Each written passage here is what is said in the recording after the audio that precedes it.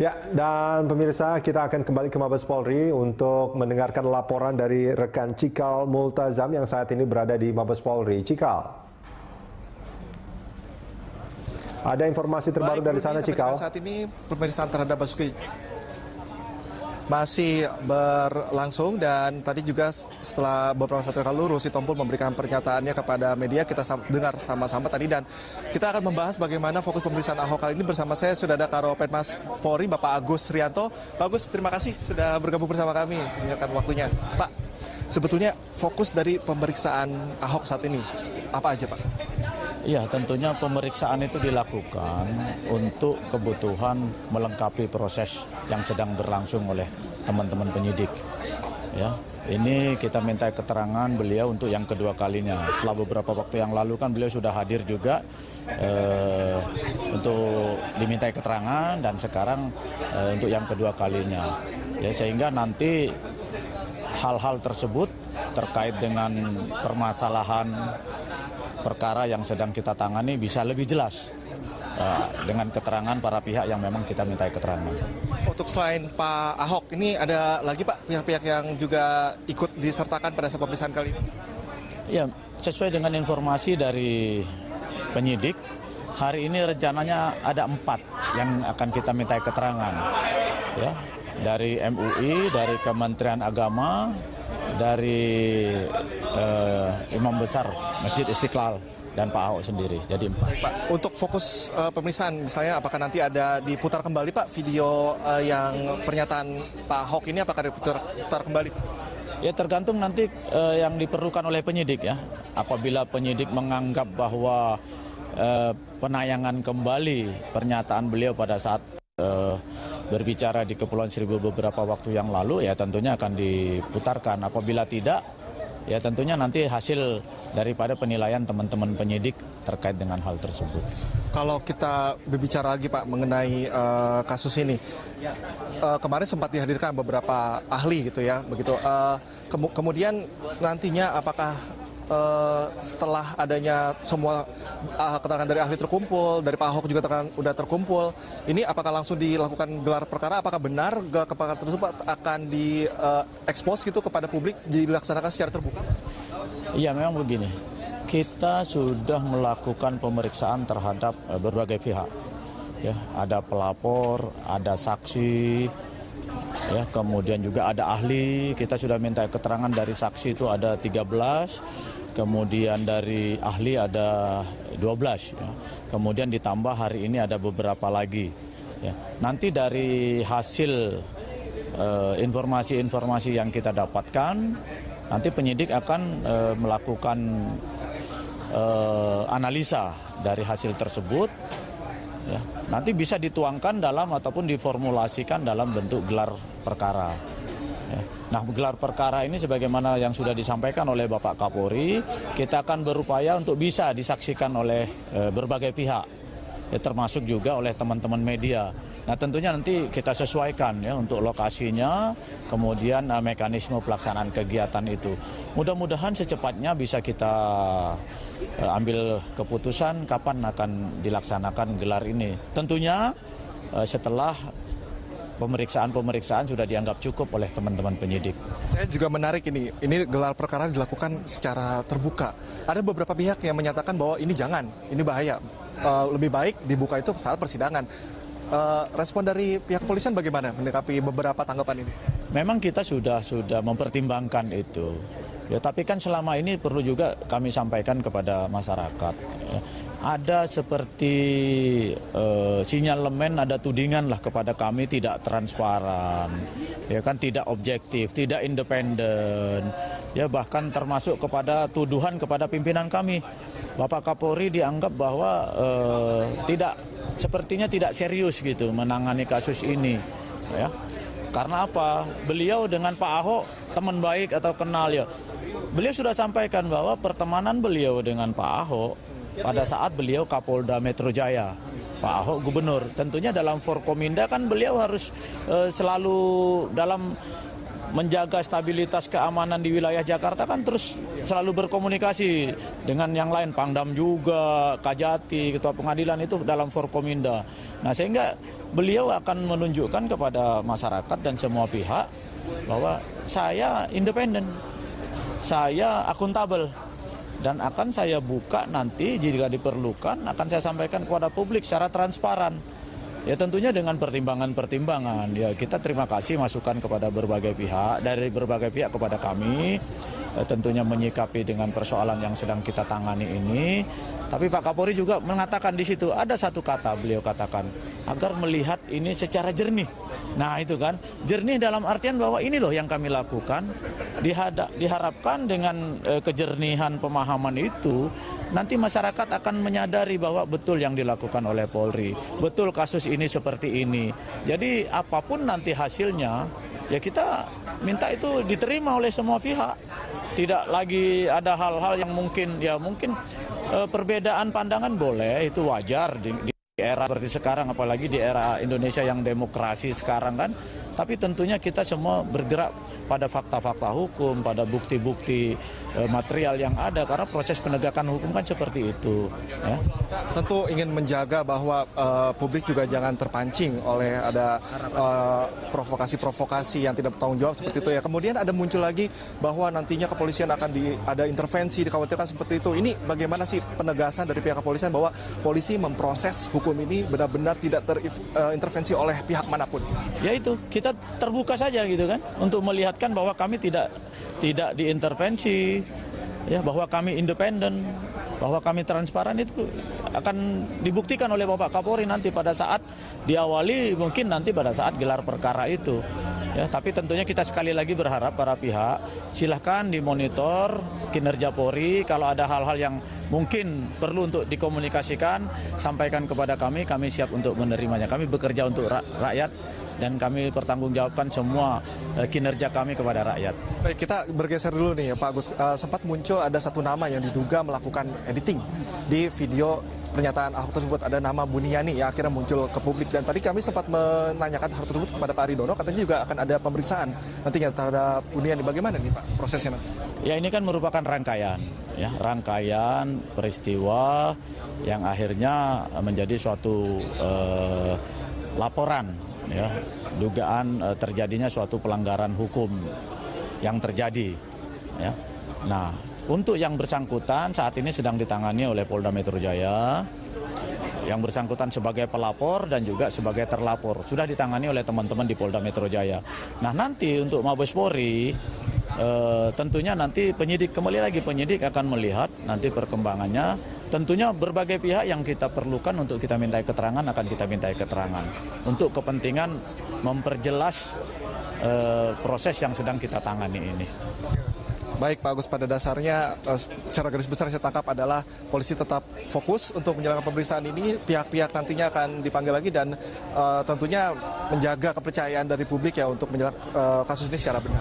Harapan kami itu mudah-mudahan kita semua bisa tetap menjaga situasi kondusif seperti sekarang ini dan aktivitas dapat berlangsung dengan normal seperti sedia kala. Oke, baik. Pak Agus, terima kasih telah menyampaikan waktu bersama kami. Selamat bertugas kembali Pak. Ya, terima kasih.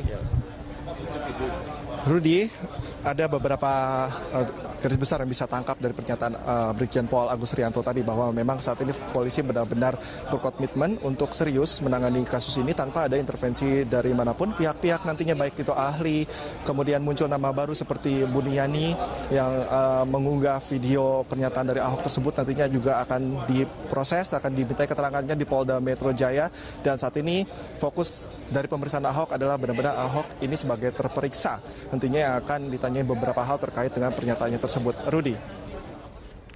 Baik, terima kasih Cikal Multazam dan kami akan terus nantikan laporan dari Anda. News Berita 1 News Channel, saya Rudi Andanu. Pemirsa, Gubernur Petahana Basuki Cahayapurnama hari ini memenuhi panggilan Polri untuk diperiksa dalam kasus dugaan penistaan agama.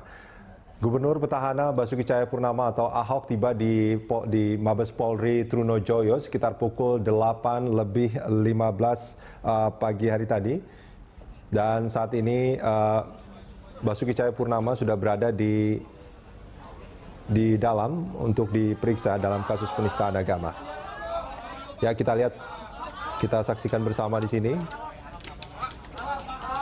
Basuki Cahayapurnama mengenakan baju batik, tidak memberikan komentar apapun, hanya memberikan salam kepada para wartawan. Dan pemirsa, untuk mengetahui lebih lanjut dari Mabes Polri Jakarta, kita langsung menghubungi rekan Cikal Multazam dan kameramen Indar Mawan yang saat ini berada di Mabes Polri. Selamat pagi, Cikal. Selamat pagi, Cikal. Iya, selamat pagi Rudi. Ya, silakan laporan Anda. Iya, betul sekali. Sekitar pukul 8:15 pagi tadi, Basuki Cahayapurnama sudah tiba di Mabes Polri untuk menjalani pemeriksaannya pada hari ini terkait dengan kasus dugaan penistaan agama. Namun tadi kami sempat menyapa beliau untuk meminta keterangan mengenai persiapan apa saja dalam pemeriksaan kali ini. Namun tadi Ahok langsung memilih untuk masuk ke dalam ruangan untuk segera menjalani pemeriksaan. Adapun selain Ahok, tadi juga kami melihat kader PDIP juga tadi sempat hadir. Kami melihat Trimedia Panjaitan, kemudian juga Juni Mart Girsang yang juga telah hadir di sini. Namun sama seperti Ahok, mereka tidak memberikan keterangan apapun kepada media dan langsung masuk ke dalam ruangan. Adapun yang menjadi fokus pemeriksaan memang pada hari ini, Rudi, sesuai dengan pernyataan yang kami dapatkan tadi dari Kabar Reskrim yang menyatakan bahwa fokus kali ini adalah untuk memastikan kembali keterangan dari Ahok terkait dengan pernyataannya yang diduga telah melakukan penistaan agama dan mengganggu dari umat Muslim. Namun sekali lagi ini adalah untuk mengkonfirmasi dari terlapor langsung, yakni Basuki Cahayapurnama. Sebelumnya sudah ada pelaporan sebelumnya, terhitung dari pelaporan yang sudah ada dari tanggal 6 Oktober hingga 21 Oktober sudah ada 11 laporan yang masuk. Ini juga pihak kepolisian juga telah memanggil beberapa saksi ahli seperti saksi ahli dari tata bahasa, agama, kemudian juga pakar hukum pidana. Kemudian nanti yang menjadi fokus kepolisian juga adalah lebih menelisik kembali, lebih melihat kembali bagaimana apakah pasal yang dituduhkan kepada Ahok, ini pelanggaran pasal 156A KUHP, apakah secara unsur objektif kemudian unsur subjektif terbukti Ahok telah melakukan penistaan agama. Tapi ini juga sesuai bagaimana nanti hasil pemeriksaan terhadap Ahok. Kita juga sama-sama di sini melihat bagaimana kondisinya, Rudi. Rekan-rekan media juga di sini masih terus menunggu apakah nanti ada pernyataan kembali dari pihak kepolisian atau pernyataan dari tim dari atau kader PDIP Perjuangan yang ikut masuk, kemudian tim sukses Ahok juga ikut masuk, apakah nantinya akan keluar untuk memberikan pernyataan. Nampaknya memang di sini ada memberikan pernyataan ya, namun nanti kami akan segera melaporkan kembali kepada Anda, Rudi, apakah pernyataan yang disampaikan kepada media terkait dengan pemeriksaan Ahok kali ini. Kemudian persiapan-persiapan lainnya di sini kami disampaikan dari pihak kepolisian untuk menjaga keamanan lebih ketat daripada biasanya, karena memang kasus yang diduga menjerat Basuki Cahayapurnama ini juga menjadi sorotan publik. Dikhawatirkan atau nanti disiagakan nantinya ada seperti unjuk rasa untuk memberi dukungan kepada Ahok di Mabes Polri Jakarta Selatan ini. Kepolisian telah menyiagakan beberapa personel untuk nantinya menjaga hal-hal yang tidak diinginkan. Namun sejauh ini yang kami pantau, pemeriksaan Ahok di Mabes Polri ini masih berjalan kondusif seperti biasanya, dan Ahok pun saat ini masih menjalani pemeriksaannya di dalam. Rudi. Ya, Cikal, tadi Anda mengatakan ada beberapa nama pengacara yang ada juga di sana. Saya ingin mengkonfirmasi apakah kedatangan mereka ini untuk mendampingi saudara Ahok? Pada dasarnya iya, Rudi, ini dalam bentuk support atau dukungan moral. Namun apakah ini ada kaitannya dengan bentuk bantuan hukum? Kami juga di sini harus mengkonfirmasi terlebih dahulu, meskipun kemungkinan itu bisa saja terjadi. Apalagi di sini juga yang masih dibahas adalah bagaimana apakah pasal yang menjerat Ahok ini, pasal 156A KUHP ini, apakah benar-benar benar dialamatkan kepada pernyataan yang Ahok katakan pada saat melakukan kunjungan kerja di Kepulauan Seribu. Apakah pasal tersebut memang benar ditujukan kepada Ahok, ataukah pasal tersebut tidak tepat ditujukan kepada Ahok? Ini juga yang menarik juga, Rudi, untuk nanti ditanyakan kepada beberapa pakar hukum tentunya, kemudian pihak-pihak yang membantu Ahok secara hukum. Kita juga nanti akan meminta konfirmasi. Namun pada dasarnya memang mereka datang ke sini adalah untuk memberikan dukungan moral kepada Ahok. Namun pastinya nantinya akan kita tanyakan apakah nantinya bantuan hukum apa yang akan diberikan kepada Ahok terkait dengan pemeriksaan kali ini. Rudi. Sekedar dukungan moral, Ahok diperiksa tanpa didampingi pengacara untuk pemeriksaan hari ini ya?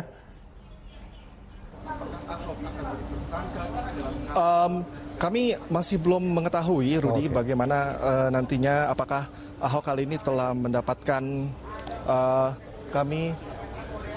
kami juga, apalagi kemarin juga sempat ada dukungan dari salah satu pendamping atau pengacara, yakni Ruhut Sitompul, yang juga sempat memberikan pernyataan, dan kami akan menghadirkan kembali bagaimana pernyataan dari Ruhut Sitompul.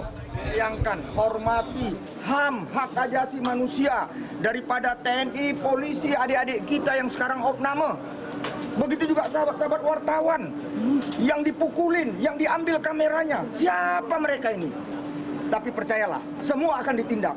Kita negara hukum, Bapak Joko Widodo akan menjadikan hukum itu panglima, tegas. Apa yang dikatakan oleh Bapak Presiden kita ini. Sejauh mana, Pak? Sejauh mana tindakan yang dilakukan atas penghinaan oleh Ahmad Dhani, Pak?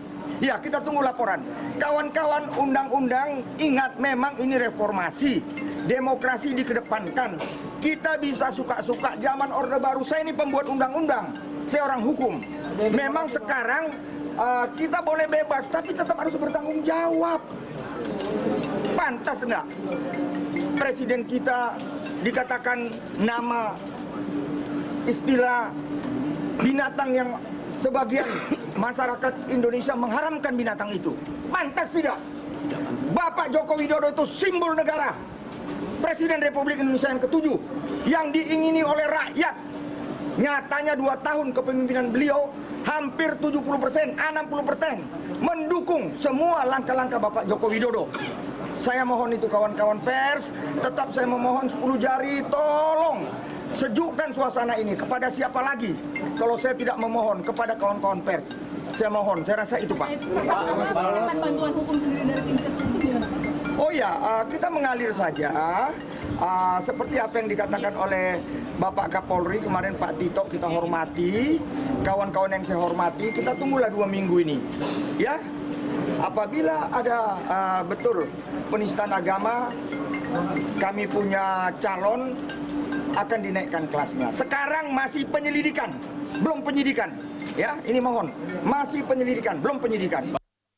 Jadi apabila nanti memang tidak ada, kita juga harus terima. Itu yang saya katakan, Indonesia negara hukum. Kita saling menghormati lah. Bang, tapi ya, soal tujuan apa sih Pak, yang aktor politik itu tujuannya apa, Bang? Kok ikut masuk ke demo itu, Bang? Ya itu yang saya katakan. Kan pemerintah baik sekali, para ulama diizinkan. Tapi taunya akan ada aktor-aktor yang kepingin seperti yang dikatakan penunggang-penunggang ini. Iya, kalian udah tahu lah perjalanan sejarah kita. Jangan mimpi bisa terjadi berulang peristiwa, misalnya ya peristiwa Gus Dur. Tegas saya katakan, sekarang udah nggak bisa lagi. Ini sekarang reformasi dan Bapak Presiden kita ini sangat diperiksa.